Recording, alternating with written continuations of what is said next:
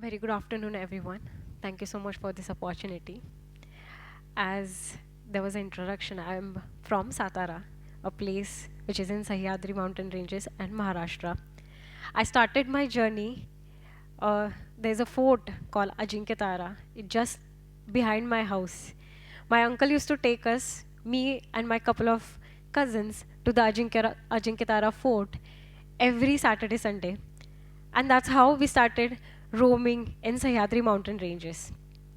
Eventually, he used to take us to the fort, but he used to tell us the story of Chhatrapati Shivaji Maharaj. And that's how we were so keen about history that he started taking us to the all forts and telling his stories. But he realized that as a kid, we are very, very enthusiastic. We want to do hiking, we want to hear his stories, and we want to explore the forts, but we lack discipline.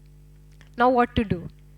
And as far as concern, some forts are very, very easy, some are very, very difficult.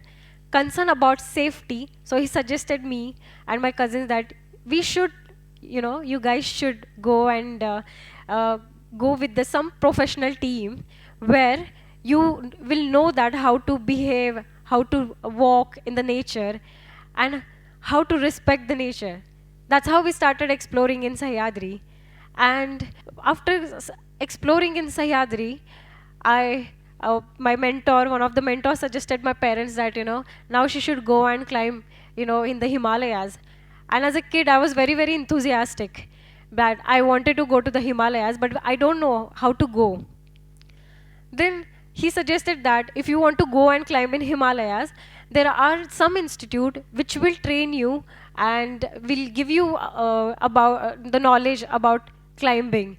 And then because climbing, physically you need to be very, very fit, mentally you need to be very, very fit, but more than that, there is one term called acclimatization. So my parents said that, if you're acclimatizing really well, then only you can pursue this passion and go forward to it. I got admission for basic mountaineering course. I got A grade. I did advanced mountaineering course. Both the courses I did from the Nehru Institute of Mountaineering. I got A grade and I climbed my first mountain in 2012. The height was 6,200 meters. I came home and there was a whole celebration. And my dad started saying that, yes, now we should go for Everest. And I said that, are you serious? Because 6,200 meter and 8,848 meters is a huge difference. To climb that 1,000 meter, I have to tell 1,000 times to myself that, come on, one more step, come on, one more step. And I just said him that I think you need to chill. But there is a term, right? If you say something in a universe will definitely give you back. I was not that person. That was my dad. And 2013, I got an opportunity to climb Mount Everest. I got selected from Himalayan Mountaineering Institute. And the journey was, there were many, many challenges. The first was like, I need to train physically to climb that top of the world. Second was mentally fit. I need to be super mentally fit that I have to tell on that altitude, like especially about 8,000 meter where the oxygen percent level is just 30%. There I have to tell myself, come on, Priyanka, you have to do it. And third thing was to get the funds to climb this huge mountain and the biggest mountain, which is like every mountaineer's dream. 2013, 22nd May, I was able to climb this top of the world. And every mountaineer's dream is to climb this top of the world. I got this opportunity when I was 20-year old. And that was a thing. I submitted on 22nd. It took me 2 days to come back to the base camp. That was the first time I connected with my parents. As a 20-year-old, my parents started asking, what do you want? Tell me, they started pampering me. And I was like, you know what, Dad? When I was climbing Everest and when I started descending, I saw this beautiful mountain called Mount Lhotse. And that's the fourth tallest mountain. Do you know? I think we should go for it. And he's like, first you come home because I want to talk to you, and then we'll decide. Then 2014, I came home. 2014, I decided, okay, let's do this Lhotse expedition.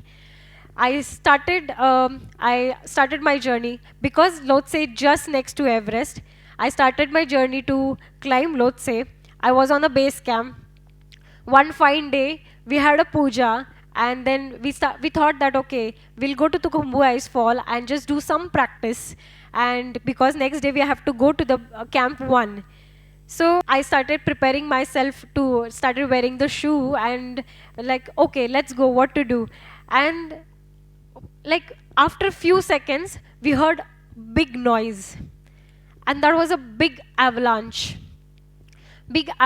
came from the Lola Pass, and it was like shocked because that was a very huge avalanche.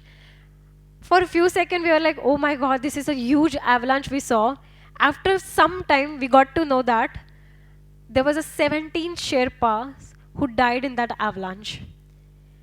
I was about to go to the Khumbu Ice Fall for the practice near that avalanche place, and I was shocked. I was just sitting and I'm just thinking, what just exactly happened? At a time, in a one line, one rope, there was 17 Sherpas who died in 2014. To climb Lhotse, again there was a full year I prepared, physically fit, mentally fit, financially getting the funds, and also skipping my master's exam and going and climbing. And I can see my dream has shattered, and I was like, okay, fine, we have to go back. I came back. 2015, again, I was same with the same passion, same dream. I reached to the base camp, and we had a puja, and 25th of April, there was a huge earthquake. We were sitting in a dining tent. We are having our breakfast. Again, about to go to the Khumbu Ice Fall to prepare and practice, wear my shoe, get, just the feel of the shoe because next day I have to go and do the acclimatization. There was a huge avalanche. And there was a huge avalanche which came from the Pumori, and because of the earthquake, more than 20 climbers died on the base camp itself. And again, I was like, I was not able to speak because I saw the bloodshed on the glacier and like what to do. Worked in the rescue. Indian Army was there. They were stuck in the Khumbu Ice Fall. They came and we started working towards the rescue. And after that, I was like, that's it. I came back home and I was like, what to do? And my parents and other relatives actually, and there's like, started saying to my mom is like, 2 times she's been to the mountain. What if third time something happens? I think God is giving some call. You should listen. And that started stucking in my head as well. It's like 2 times I'm trying. Full 2 years I'm working hard to climb this mountain because I have seen from 2030 that I want to stand on the top of the Lhotse, and Everest will be in the background for my picture. But it's not happening.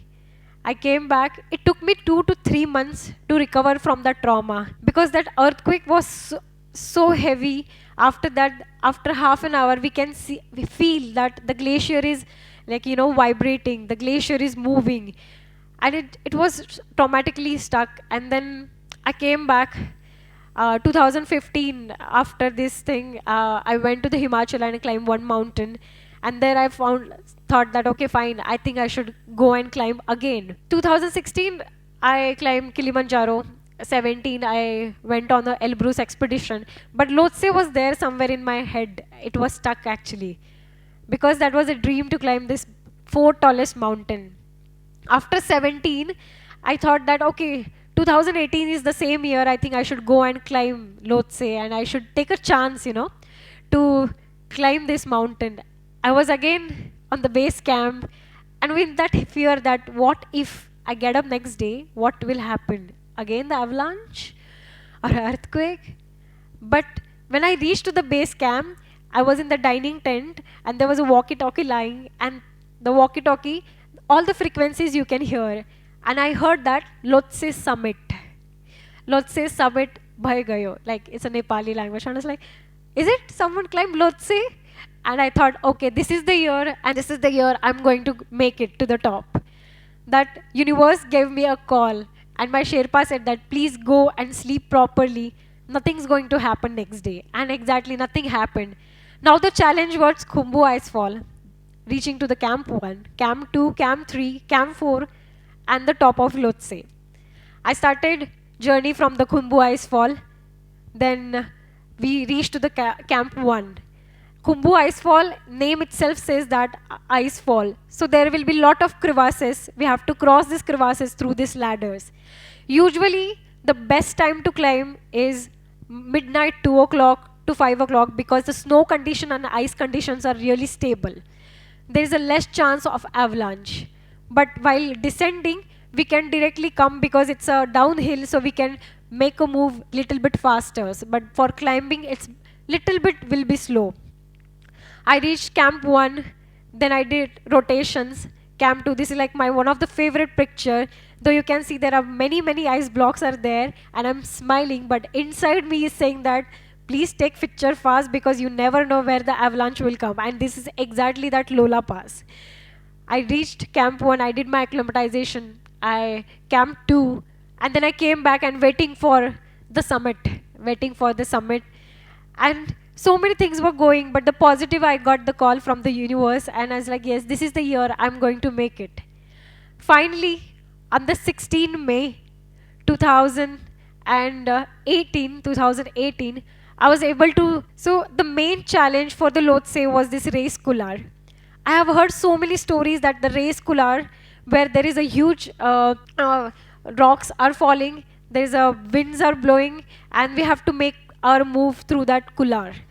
But believe me, when I was going to the top, to the Lhotse, I can connect with the mountain, and mountain was saying, I know there was a lot of struggle past 2-3 years. There was not a single rock which fall that time. I can connect with the mountain, and mountain is like, you just go. We are not going to do anything. You just climb safely and go back safely. So this was the moment. I was on the top on 16 May. I was there for the half an hour, and I was just thinking. I was there in the half an hour. I was just thinking that it took me 4 years. There was a lot of things, mixed emotions were going on. I wanted to take a picture that Everest must be in the background. Half an hour I was just crying and I was like, thank you very much. It was very hard. It's not only climbing, but there were so many things I learned from this climbing. If you dream big, I worked hard for 4 years, 2 back-to-back year failure, but I would just keep on going. When I climbed Lhotse, I came back and we had a just normally family discussion like which mountain you saw now from Lhotse, because that was a happy moment for every one of them, like everyone from my family. And I was like, you know what, I saw this Mount Makalu, and you know it's a 5th tallest mountain and exactly 25 kilometers away from Everest and Lhotse.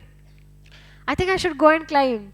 2019, I climbed this beautiful mountain Makalu, yet very technically challenging than the Lhotse. I became the first Indian woman to climb this Makalu, and 15 May 2019, I was on the top of Makalu. I came back from Makalu after this successful climb, and then we were having discussion like 2020 which mountain should climb. Unfortunately, because of the COVID pandemic, everyone were on the same page. I was not able to climb any mountain, but keeping my profession and my passion together, where I work in a cancer research, I got an opportunity to make the testing kit, ELISA testing kit with my previous organization. So I feel that one, climbing mountains and doing something good in the scientific field, I felt really amazing. 2021, everything was on a normal place. Going to get back, we were coming back on our pace.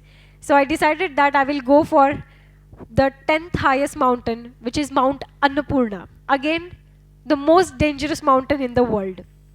Only the success rate is just 33%. Annapurna is known for its weather.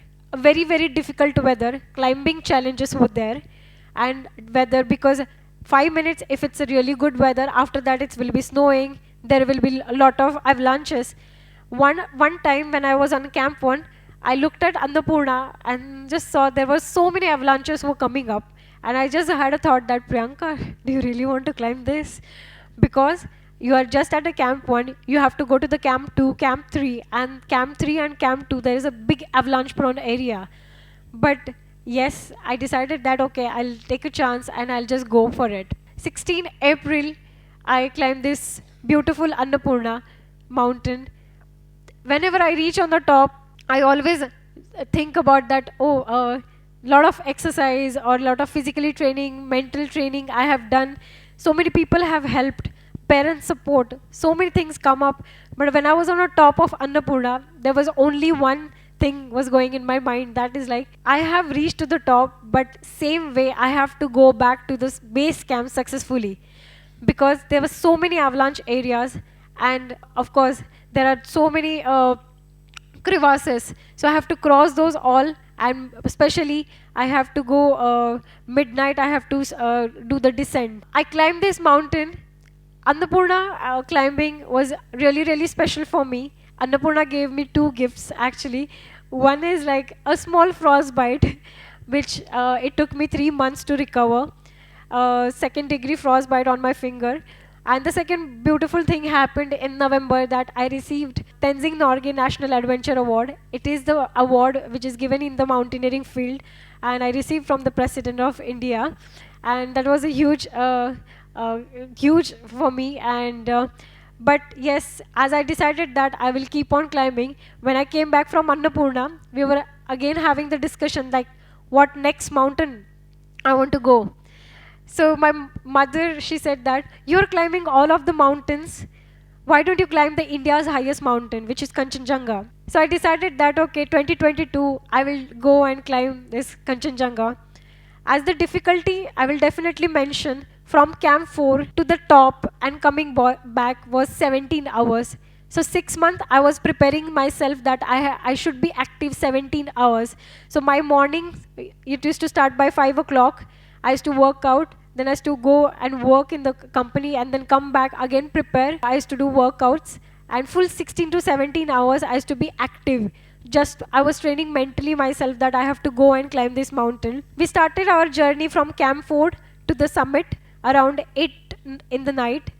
Next day afternoon 4 o'clock I was on the top. So it took me 21 hours just to reach on the top of Kanchenjunga. A very crystal clear weather, beautiful feeling of standing on the highest peak of the India, and that was it. I climbed that, and it took me 7 to 8 hours to come back to Camp 4. So 29 hours I was active. Those 16 to 17 hours, 6 months of training, which I was making myself every day active, helped me to climb this mountain. I came back from this expedition. I got to know that like there are 14 8,000 meter plus mountains in the world. 5 are in Pakistan, 9 out of 9, 2 are in Tibet, and 7 in the Nepal. So till now I climbed the 5 8,000 meter. There are so many more to go. And last year I tried to attempt this mountain called the Dholagiri. It's the 7th tallest mountain.